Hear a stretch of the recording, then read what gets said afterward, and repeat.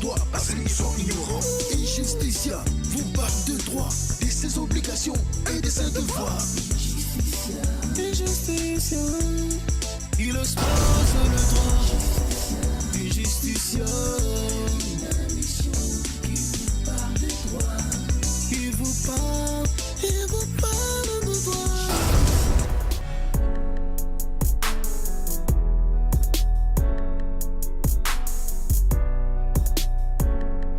Injusticia, votre magazine qui vulgarise les principes essentiels de base du droit. Injusticia est désormais chez vous. Prenez rendez-vous avec Adams Malaika chaque mercredi à 19h sur DRTV International.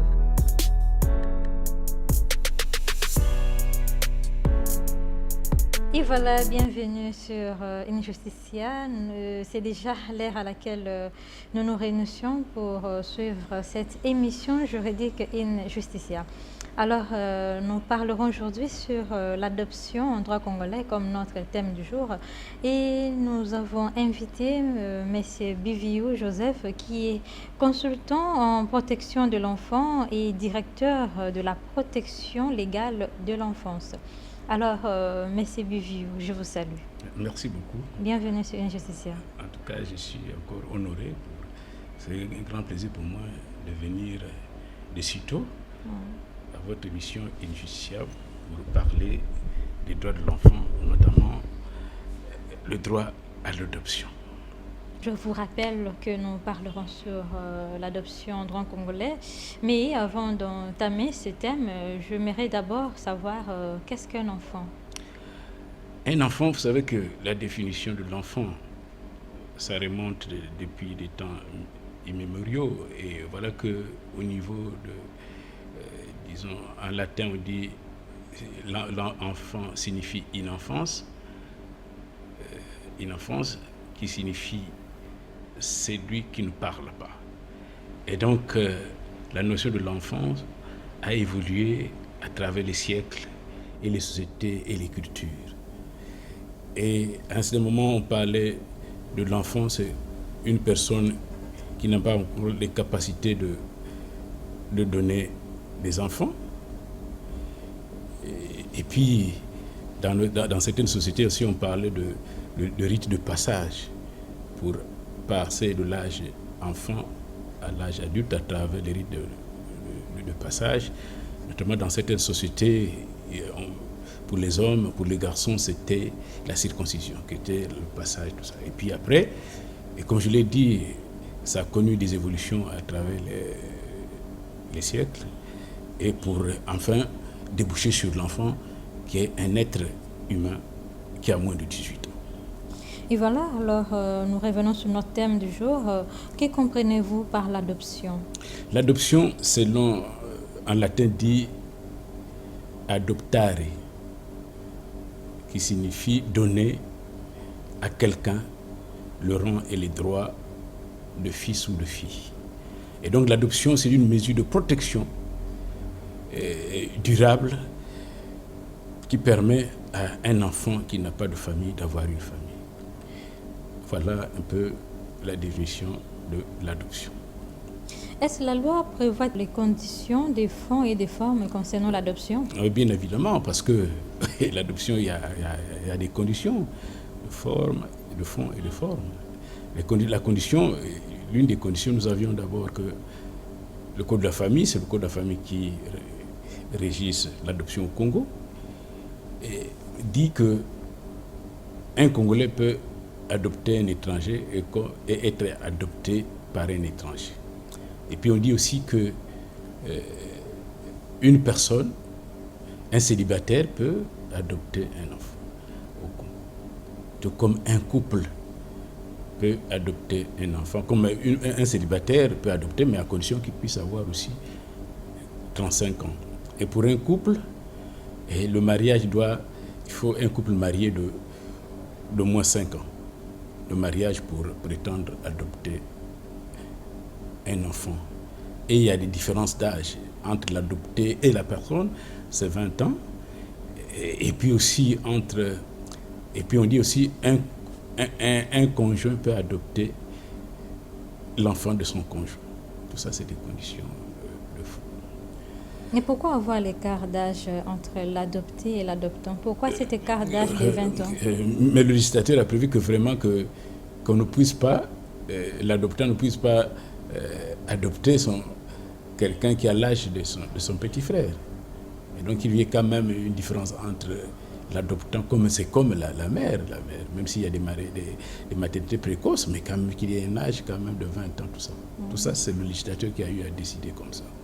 Pourquoi attendre 5 ans de mariage pour adopter? Mais c'est le législateur, parce que le 5 ans, au moins, on peut se dire qu'après 5 ans, le mariage s'est solidifié. Il n'y a pas le risque de rupture, de divorce.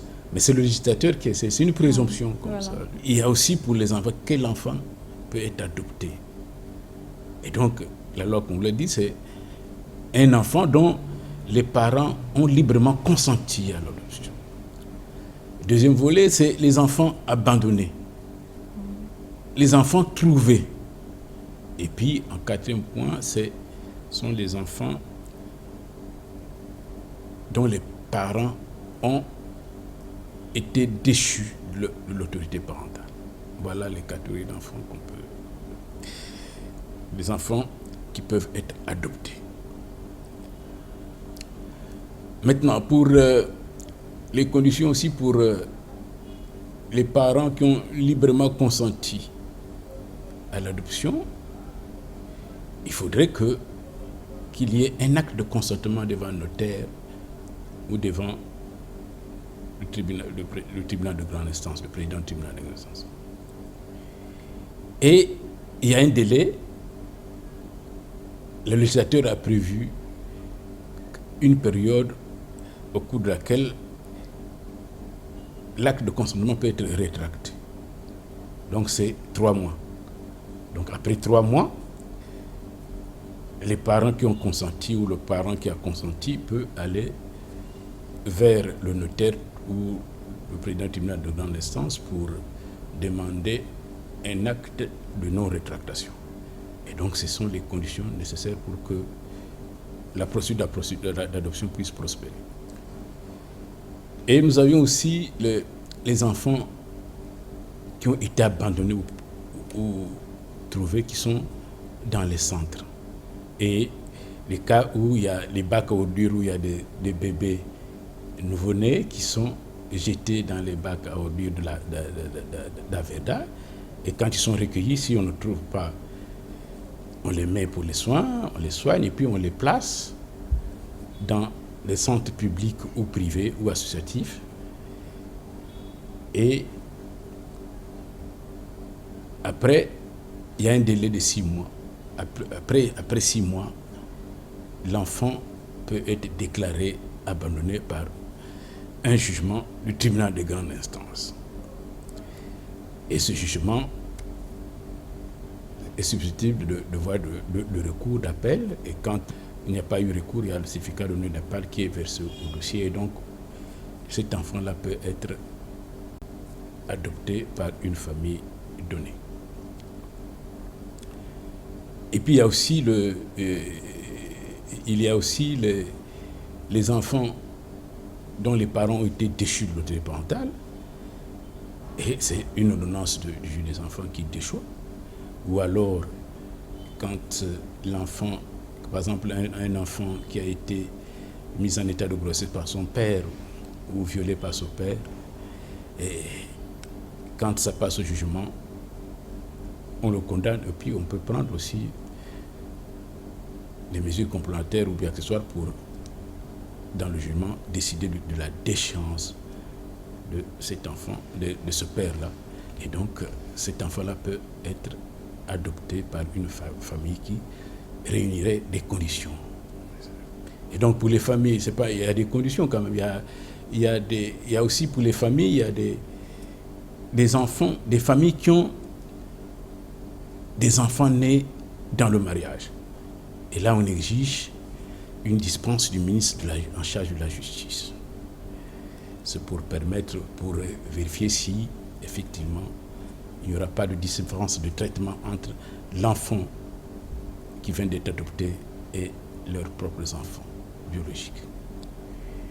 Et puis, il faut aussi, les parents aussi doivent réunir les conditions morales et avoir le minimum qu'il faut pour le minimum vital, matériel, financier et social. Parce que le plus souvent on dit que non, ce sont les riches qui peuvent adopter de l'enfant. Non, on peut être riche, mais on n'a pas les conditions. Et quand après enquête sociale, voilà pourquoi il y a une exigence de l'enquête sociale et de l'évaluation psychologique, parce que l'enquête sociale ou l'évaluation psychologique peut révéler que les parents qui viennent adopter sont violents et donc ont des tendances pédophiles. Et donc on peut, parce que les gens, en principe, les familles qui veulent adopter doivent candidater. Et donc elles posent leur candidature, ou les personnes qui veulent adopter posent leur candidature, et au bout des enquêtes, l'évaluation psychologique, on peut se rendre compte que les parents ont des tendances violentes et donc inaptes à adopter un enfant, et donc on peut les retoquer.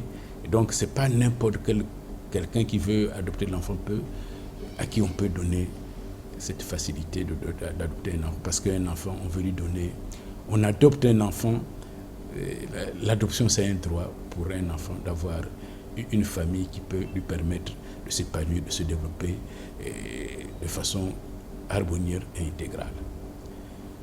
Voilà. Et donc, et puis aussi, pour les adoptants, le juge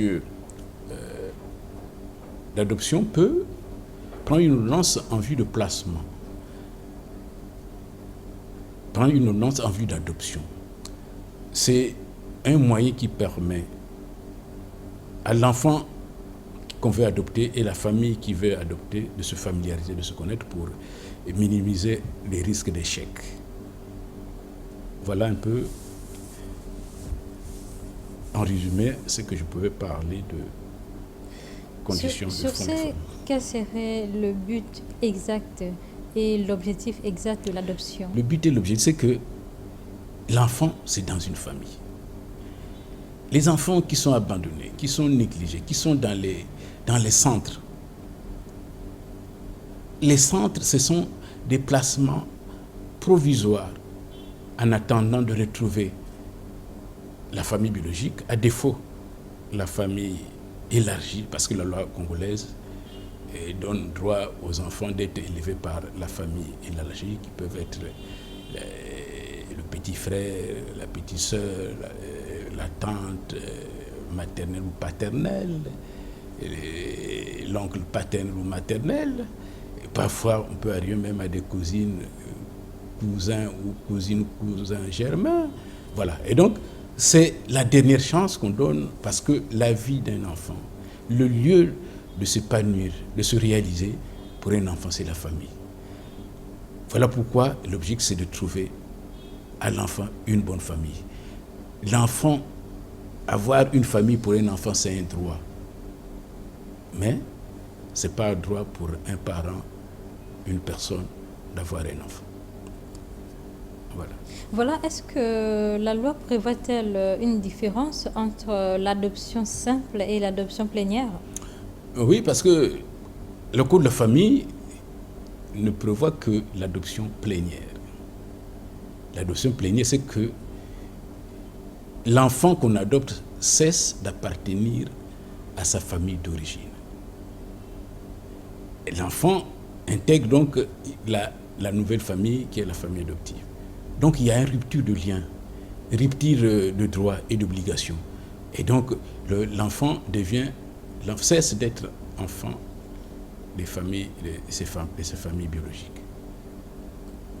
Ça, c'est la différence fondamentale entre l'adoption plénière et l'adoption simple. L'adoption simple, ça se réalise dans nos juridictions parce qu'il y a eu un héritage, il y a eu une jurisprudence, et l'adoption simple continue à se réaliser. Et donc, l'adoption simple, c'est que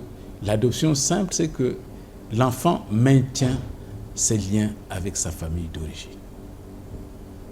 Et donc, cette adoption simple peut être révoqué. Et donc, par exemple, si, et comme tu l'as dit, l'adoption plénière, quand l'enfant, si c'est une fille, veut se trouver mari, et donc, c'est le père, c'est la famille adoptive qui se substitue, parce que la famille biologique, on l'a oubliée. Et donc, c'est la famille biologique à qui on va verser la dot. C'est ça. Par contre, au niveau de l'adoption simple, les mêmes droits sont concurremment exercés par... Donc, on ne peut pas décider de certains droits sur cet enfant-là sans se référer à la famille. Alors, quels seraient les différents droits des enfants adoptés en ce qui concerne l'adoption plénière? Mais comme le Code de la famille dit que les effets de l'adoption, le Code de la famille dit que dès que le jugement est rendu, dès qu'après l'érection du procureur, on va établir notre acte de naissance qui établit la filiation, il y a d'autres noms. Et donc, par rapport au Code de la famille, l'enfant intègre la famille adoptive au titre de l'enfant né dans le mariage. Donc, avec les droits et obligations attachés à cette qualité d'enfant né dans le mariage. Donc, les mêmes droits. Il n'y a pas de différence de traitement entre... C'est ça le problème au niveau du Congo, où l'adoption des Congolais par des familles congolaises ou par des personnes congolaises pose problème parce que ce n'est pas encore ancré dans la culture congolaise. Et les adoptions se font le plus souvent en catimini, sans parfois associer la famille élargie. Et parfois sans au préalable discuter avec les enfants. Et il peut se poser des drames quand le père meurt, et parfois, ou bien le père meurt, parfois la famille qui reste ne reconnaît pas cet enfant. Et tout ça, c'est des grands problèmes, des défis auxquels on reviendra à la fin sur les problèmes liés à l'adoption en interne. Injusticia. Excellent retour sur Injusticia. Nous sommes en train de parler sur l'adoption en droit congolais avec comme invité M. Biviou Joseph, qui est consultant en protection de l'enfant et directeur de la protection légale de l'enfance. Alors, M. Biviou, quels seraient les effets de l'adoption selon la loi? Que prévoit la loi quant à ça? Les effets, c'est qu'il y a l'enfant qui est adopté intègre la famille adoptive au titre de l'enfant né dans le mariage avec les droits et obligations attachés à cette qualité. Et puis, oui, l'adoption plénière est irrévocable. C'est ça. Donc, on ne peut pas revenir sur l'adoption quand on a déjà rendu la décision. L'adoption est irrévocable. C'est ça aussi qui pose problème au niveau, surtout, des adoptions. On va venir des adoptions qui se font dans les familles dites adoption intrafamiliale. Ok, voilà, vous venez de parler de l'adoption intrafamiliale. Qu'est-ce que cela signifie? Ça veut dire, c'est pas inscrit dans la loi, c'est une pratique, c'est des constats que au niveau des familles, un oncle peut adopter l'enfant de sa nièce, l'enfant de sa sœur, l'enfant de son frère, et d'enfants aussi de son frère décédé, et pour lui procurer plus de chances de s'épanouir et de se développer de façon intégrale. Ils n'auront besoin d'aller près des tribunaux. Mais comme ce n'est pas connu, c'est la même procédure c'est la même procédure applicable aux familles, aux adoptions extrafamiliales. C'est la même procédure. Quand il s'agit en international, quand c'est un Congolais qui est aux États-Unis qui veut adopter l'enfant de son grand frère décédé, c'est la même procédure. Il faut un agrément, il faut passer par l'autorité centrale, tout ça. Donc c'est le même cheminement parce que ce n'est pas inscrit dans... Le législateur n'a pas prévu ça. Donc c'est seulement des constatations. Voilà. Est-ce qu'un majeur peut-il être adopté? un majeur peut être adopté seulement en matière d'adoption simple. Adoption plénière ne concerne que les enfants. Selon tel qu'on a reçu de la France qui a été qui nous a inspiré en la matière. Donc, un majeur ne peut être adopté par le biais de l'adoption simple. L'adoption plénière ne concerne que les enfants. Est-ce le consentement de l'adopté et celui de la famille biologique de l'adopté est-elle obligatoire ou nécessaire? La famille qui veut que leur enfant soit adopté, le consentement est obligatoire et indispensable, sans lequel la procédure ne peut pas prospérer. Et donc, maintenant pour les enfants qui ont la capacité, selon le législateur congolais, il faut avoir moins de 15 ans. Donc quand un enfant moins de 15 ans qui veut être adopté, il faut obligatoirement qu'il puisse consentir. Voilà, devant les mêmes procédures, devant le notaire ou devant le juge d'adoption. Quelle serait quant à ça la procédure devant les tribunaux pour enfants en ce qui concerne l'adoption? L'adoption pour le Congo, le juge des enfants n'est pas juge d'adoption. Il est juge d'assistance éducative pour des mesures de protection provisoire, les placements dans les centres, en attendant qu'on puisse tenter de retrouver les parents biologiques ou les parents à la famille élargie. C'est le juge des enfants qui prend des mesures de protection provisoire. Maintenant, le juge peut intervenir, des enfants intervenir dans le cas où il y a un enfant qui a été victime de maltraitance, ou bien qui a été, par exemple, un enfant, une fille qui a été mise en état de grossesse par son père. Et le juge peut prononcer la déchéance de l'autorité parentale. Et c'est cette décision du juge des enfants qui est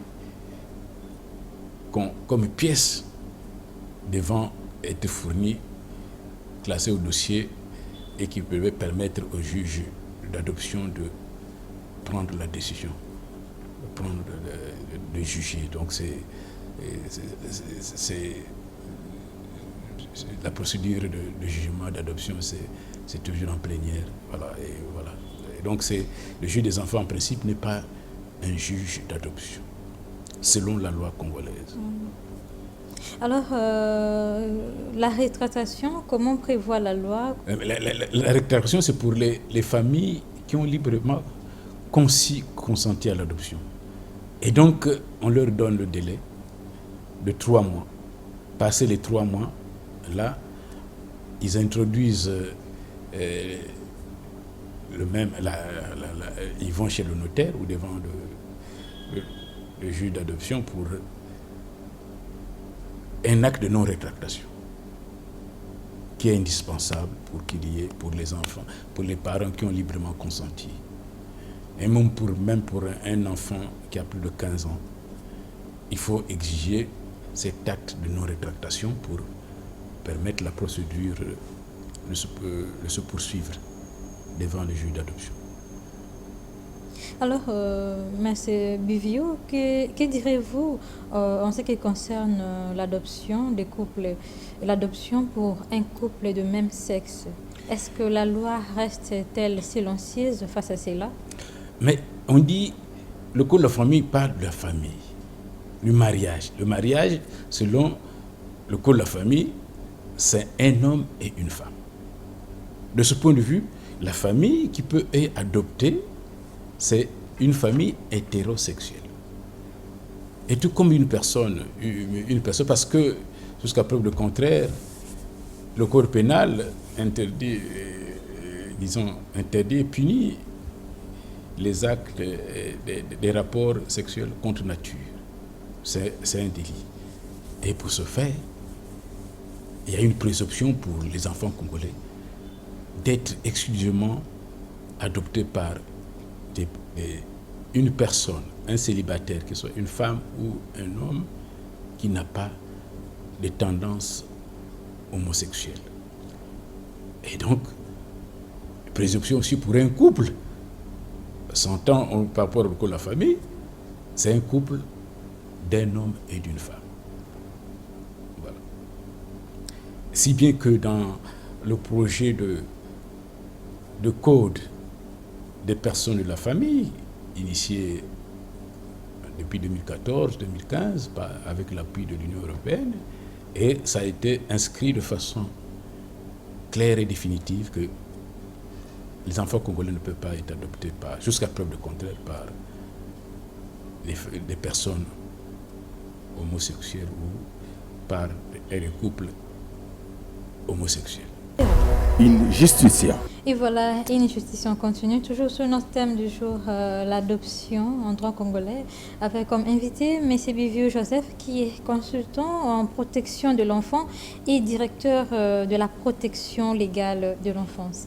Alors, M. Biviu, quels sont les problèmes qui peuvent surgir concernant les adoptions internationales?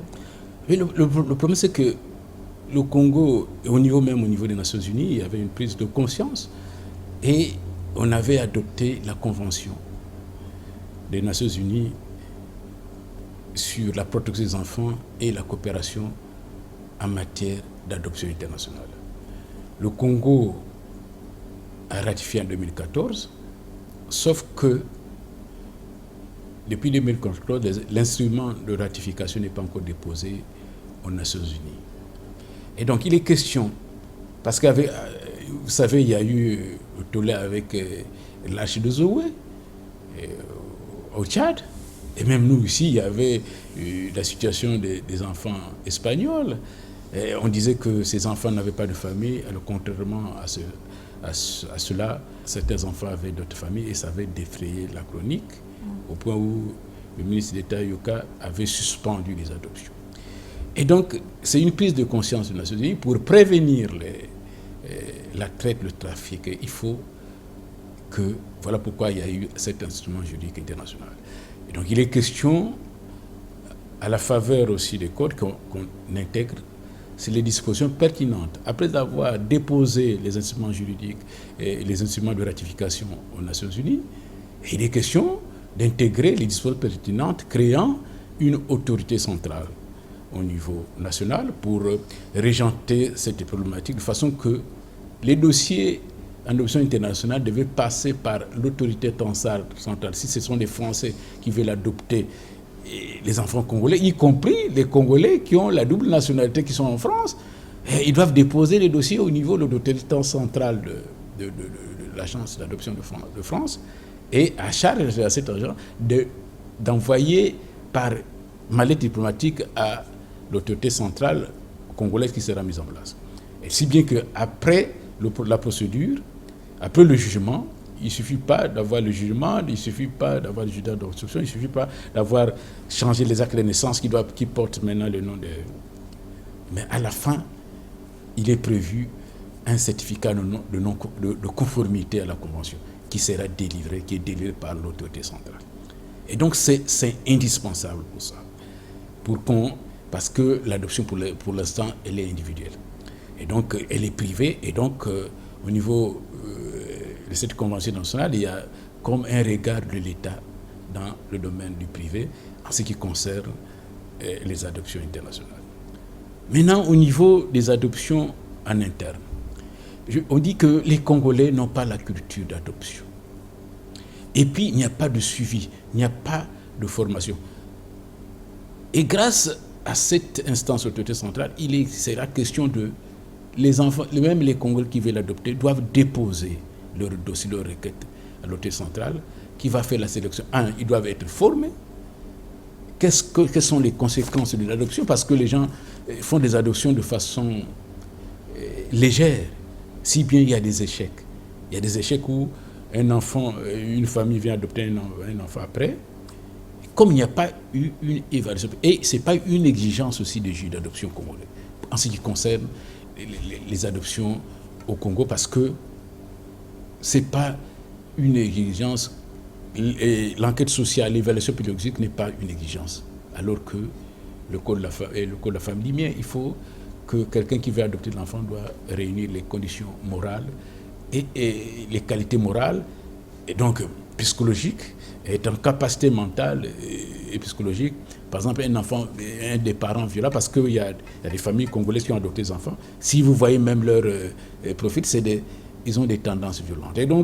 Et parfois, on vient, après avoir adopté des enfants, on revient, en oubliant que l'adoption plénière est irrévocable. Et parfois, on revient pour tenter de dire que non, on vient jeter l'enfant parce que l'enfant aurait des tendances suicidaires. C'était l'enfant sorcier.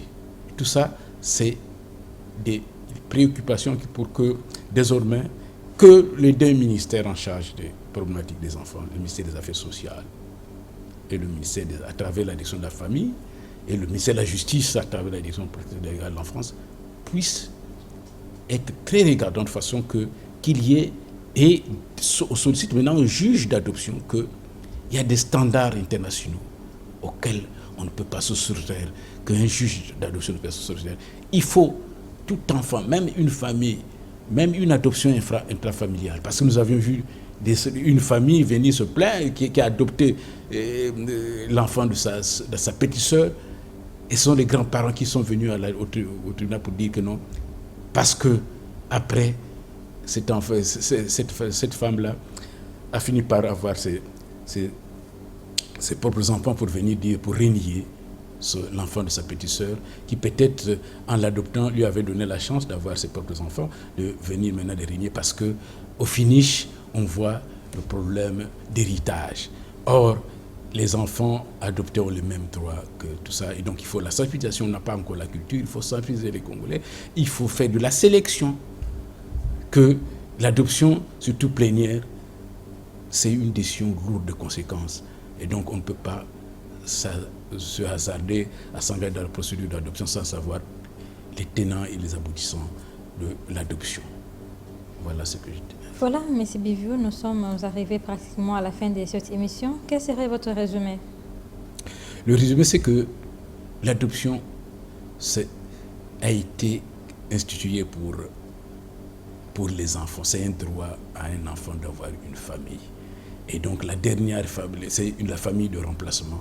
À défaut, on est congolais, de la famille biologique, à défaut de la famille élargie, la seule option qui existe, c'est la famille, c'est l'adoption. Parce que les enfants dans les centres, c'est des abris temporaires, c'est pas définitif. Parce qu'un enfant dans le centre qui passe 10 ans dans un centre, 15 ans, n'a pas la notion de papa, n'a pas la notion de maman, n'a pas la notion pour nous les Congolais, de yaya, ou bien de petite sœur ou de grande sœur, c'est un danger pour ce cas-là. Injusticia. Monsieur Biviou, comment traduirez-vous l'adage electa unawia non datu recursus ad alternam? Une fois choisi, sa voie d'action, on ne peut plus en changer. Voilà, je vous remercie d'avoir participé à Injusticia. Merci beaucoup infiniment pour nous avoir encore donné la chance de parler des droits de l'enfant, parce que les droits de l'enfant sont cruellement méconnus par la communauté et même des acteurs, des autorités chargés même de dire le droit en ce qui concerne les enfants. Et encore une fois, je vous en remercie. Merci. Eh bien, fidèles téléspectateurs, c'est par ici nous bouclons cette émission. Nous avons eu à parler sur l'adoption en droit congolais avec M. Biviou Joseph, qui est consultant en protection de l'enfant et directeur de la protection légale de l'enfance. Je remercie mon équipe technique et c'était la vôtre Adams Malaika. Ciao.